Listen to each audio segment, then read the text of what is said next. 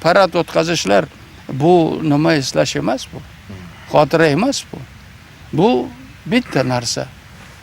Uni ham nomi siyosat. Bugungi zamon siyosati. Qancha ko'p paraddan harbiylar o'tsa, qancha yangi qurol o'tsa agar bu o'zini namoyish qilish.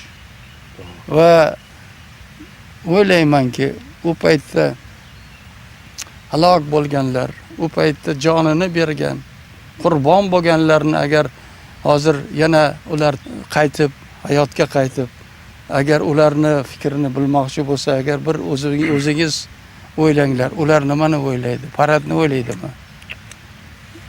Bu zamonni qadrini o'ylaydi bular. Bu zamon, bizlar yashayotgan mana shunday yorug' zamonni ular o'ylaydi va qadriga yetadi. Qadriga yetish degan narsa